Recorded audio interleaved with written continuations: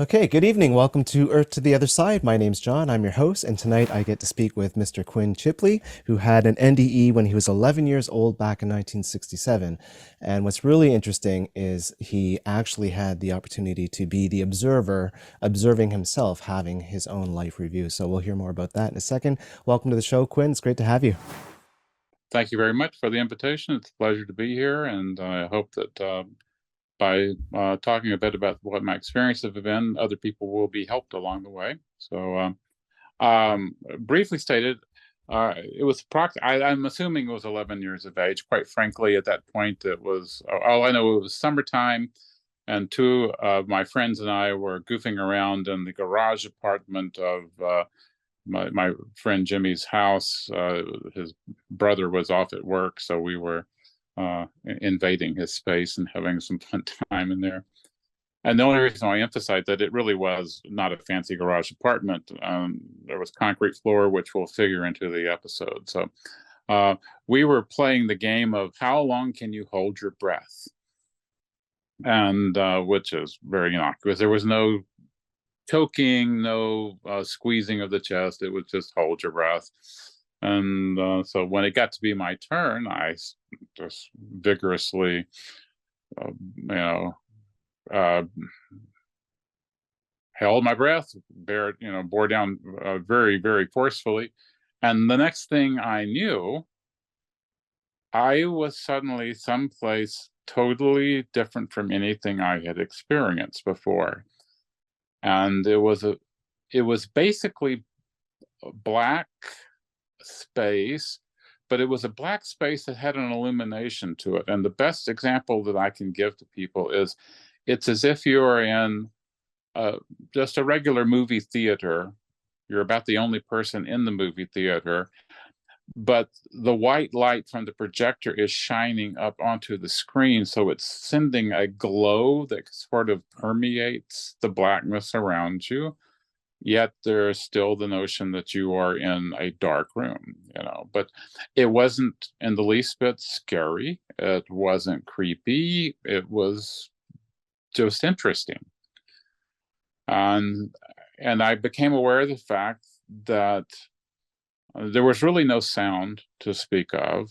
I was watching myself. It's as if if you can imagine this screen, I'm over in the lower left-hand corner, watching myself in the center of the screen. So I'm aware of the fact that I am in my own body in a way, but I'm watching myself also visually embodied.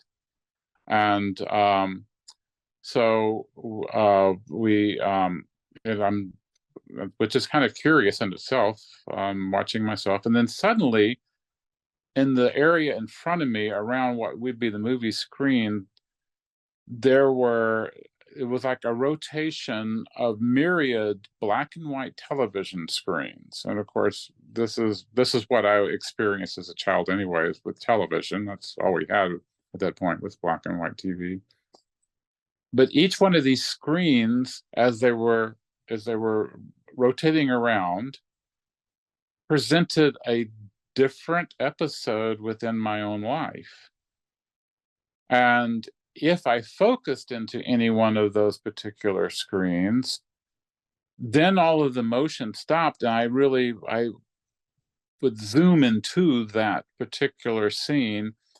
And in that scene, I would be aware of not only myself, but I would be aware of all others in the screen. And I would be aware of everybody's feelings and basic thoughts about what was going on. And once again, none of this was very creepy. None of it was shocking. It was not euphoric, nor was it shameful. It was just happening.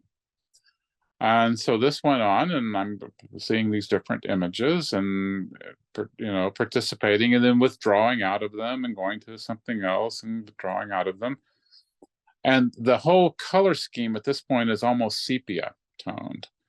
It wasn't an absolute grayscale. It was really more sepia. And I do remember distinctly, and this comes later after I am suddenly back into the garage, and I'll explain that in a moment. But I do remember later having the memory of it, that I was more just intrigued by the fact that all of these things were happening at once and nothing was confused. It was like, and I do remember thinking to myself, that's really neat. That's really cool. That, it's like nothing's getting tangled, nothing's, confused at all.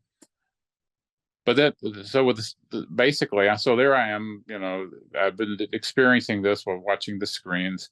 Then suddenly, and this was without any voices, without any commands, or without any queries from any beings anywhere else, I am opening my physical eyes. I'm laying flat on my back on the garage floor. I had basically fainted backwards, probably a wallet to what we call the occiput of the head.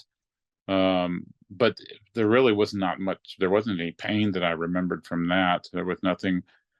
And my buddies were leaning over me, calling my name, and they were a bit more concerned than I was. In fact, I was pretty much unconcerned.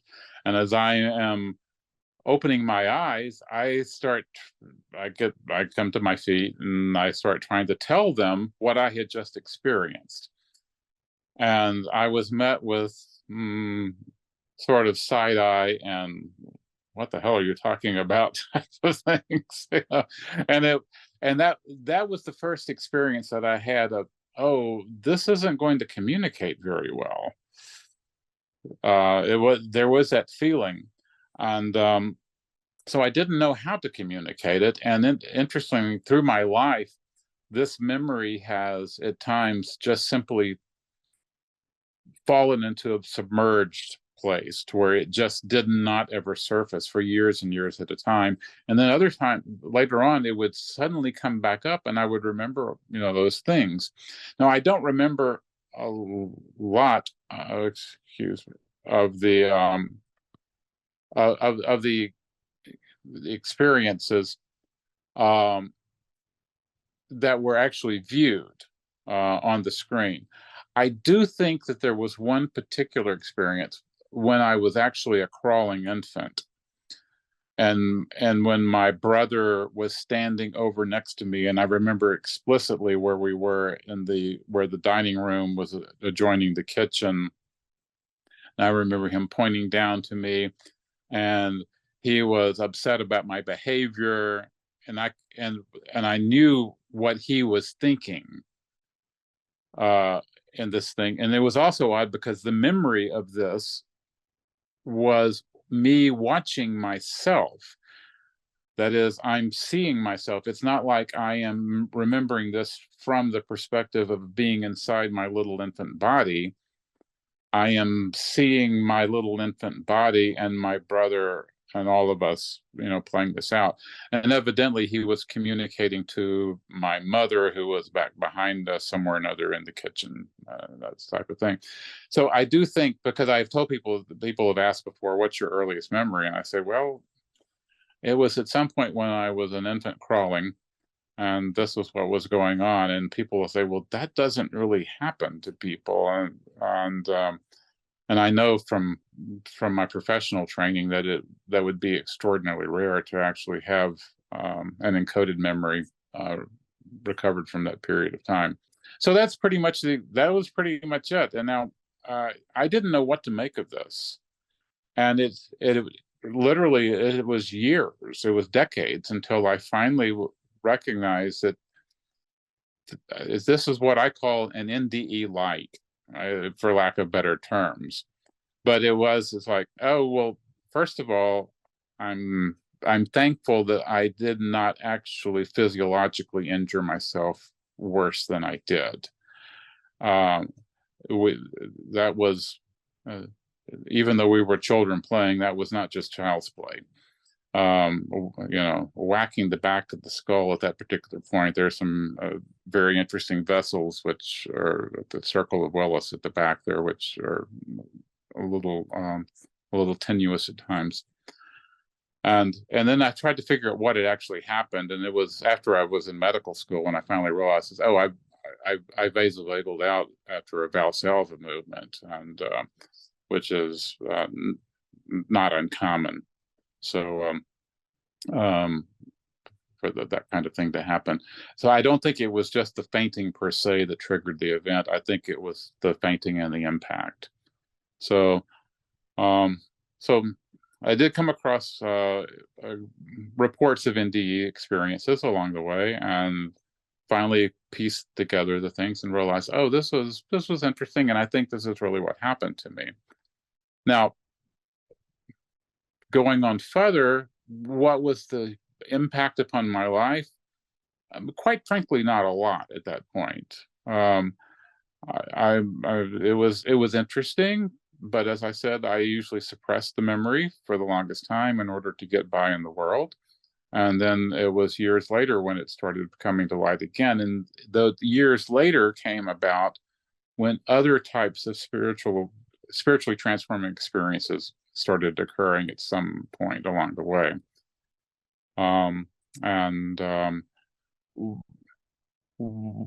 Probably the first one that was the most dramatic was in 1982, from a sleep dream, or a sleep state, I should put it that way. It was not really a dream.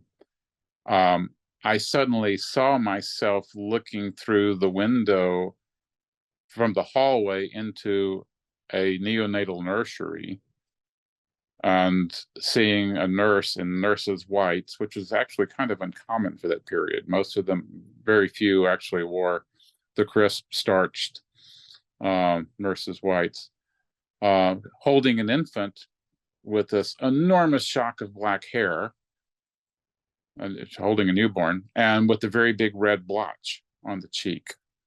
And there was no sound, and that was the oddest thing about that experience. There was no sound coming through. I couldn't get any sound, and I was worried about not getting any sound because I was worried about the red spot on this baby's cheek.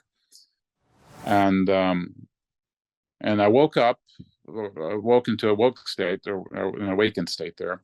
Looked at the clock. It was 1:05 in the morning on a Monday morning early. Sunday had just turned into Monday. And didn't think much about it, went back to sleep, and found out the next morning that my sister-in-law had just delivered my brothers and their first child. And I went over. I was living in North Carolina. It was about 370 miles away. I drove over to Knoxville and saw them the next weekend, and saw the infant, and I thought, this is the infant I saw, but there was no red blotch. And then I saw the photo that they had taken. There was a crib photo that they'd taken in the hospital. And I looked at it and I said, that's the infant I saw, but there's no red blotch. And I just asked them, I said, did she have a red spot on her face when she was born? And they said, oh yeah, that was the forceps mark, but it disappeared after 2 hours. And so I was like, oh, and that was interesting because that was actually the confirming event, because I knew nothing at that point about obstetrics.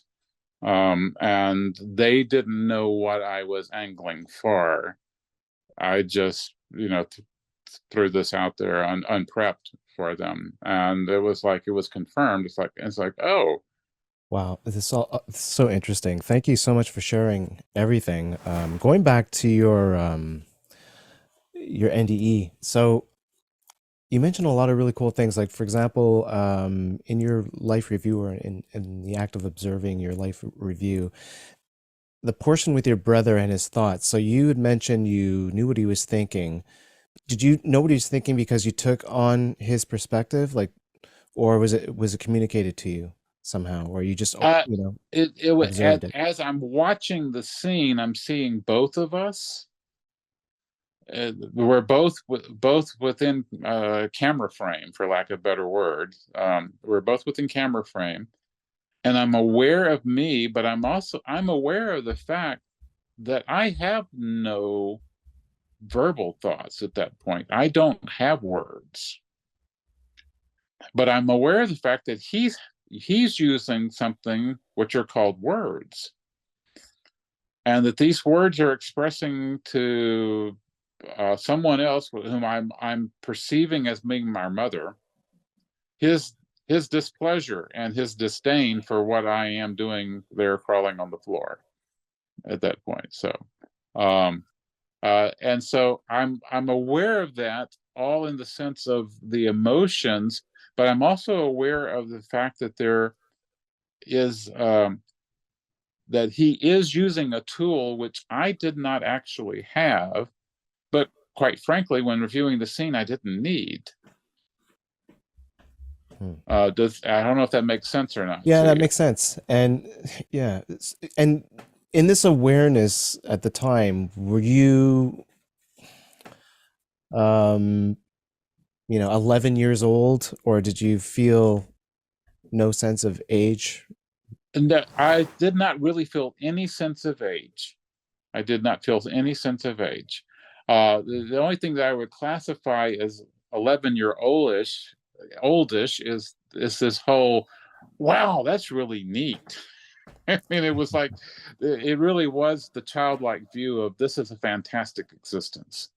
This is an amazing world. But it really, at that point, it did not really have the strong euphoria. Now, I will say this, and this is not to take away from the NDE, but 2 years ago, I did have another night dream experience where I'm in this wonderful white type cloud room type thing, and there is this, I will use the word chanteuse because that's the only thing I could call her. This is chanteuse singing, and it's like the most incredible combination of Broadway and opera. I mean, every voice from Jesse Norman to Angela Lansbury. I mean, it's just these incredible voices, and it's this all brand. I mean, this is all new music, and she's singing these unbelievably witty lyrics, which are not demeaning towards anyone. It's an amazing combination to where you could be really funny and witty without tearing anyone down, which was amazing. And it was just hilarious, and it was so joyful. And this is just coming out of her. And then the performance ends, and out of her, all of my friends unfold in costume. And so suddenly there is this array of costume characters unfolding and unfolding and unfolding and pouring out from her. And then they decostume and take on their regular appearances. And it's like, well, it's Claude and Rusty, it's Tom and Jay, it's Kel and Harold, it's, there's Leo, my husband, I mean, it's everybody who is there. It's all of these people, and they are beaming towards me saying, we did this for you. And you did this with us. And it was the most profound experience of absolute unified joy without any mixing up of the wonderful myriad natures of all of our avatars. And so it was, um, it's kind of like the old Judy Garland film. So let's put on a show. We'll put it on my grandfather's barn or whatever. But it was the whole notion of, we are entertaining each other. We are enriching each other. And once again, I mean, I'm familiar with my dream states, and I'm familiar with the way dream narratives go, and in dream narratives, for me, when some non sequitur happens in a dream, I don't notice it in the dream. The non sequiturs are just simply glossed over. But what was weird about this is that these non sequiturs of all of these friends unfolding out of this one diva, it was like, how can this happen? how does this, I mean, I am accepting that it's happening, but it's also this amazing wonderment. I am aware of the fact that I am being revealed. I'm having, there is actually a learning that's occurring right at that point, that there is something that I'm running up against something new in my life, and that was very odd. So I point that out, comparing it to the NDE. That was when I had my experience of absolute bliss that I've heard other people talk about within their NDE experiences. I don't know what to classify that as. I think it's like what people call an OBE, kind of an outer body experience, but it happens within Right. my physical sleep state. But the Mhm. NDE one was also an out of body experience, I think, too, but it was also triggered by physiological trauma at the time. Mhm. Um, that was happened to. But I'll take it back to you and let you have your question again about the NDEs. There's not an awful lot more that I can remember about them in particular, other than the sheer wonder. Yeah, no, I mean, you actually gave a lot of detail. I just had a couple other questions. I don't know, maybe you could shed more light on, but like, when Yeah. you were seeing all the screens with all the different aspects of your life that were being represented, was it, did you feel at the end of it that you had to see, dive in and focus on every single one of them, or did you No, just take? it was choice. It was always kind of Right, like, oh, that looks interesting. And as soon as you thought that it looked interesting, you were there. right. And did you, at the end of it all, though, did you think that you saw every single screen? I I don't know. I can't really answer the question because I didn't come to, if we use that phrase, with with the with an access to the content of everything that I saw. So Right, right. I can't Mm. really do a comparison of I saw this much but didn't see all of that. So I don't know. But there was no feeling of incompleteness left in me afterwards, put it that way. Mm. Yeah, yeah. I did not come back with any sense of of there's more to be done, or I didn't get everything done at this point. In fact, that's interesting. There was just no judgment anywhere. Mm. It was just experience without judgment. Well, I really, really have enjoyed listening to you, and I really appreciate you coming on here and sharing your story. Thank you so much, man. This has been great. Okay. Thanks for the invitation. I hope it's helpful for your projects, and hope it's helpful for Most anyone who definitely. might be able to listen along the way. All All right, right. so we'll be in touch. All right. Blessings to you. Take Appreciate it. care. Bye. Bye.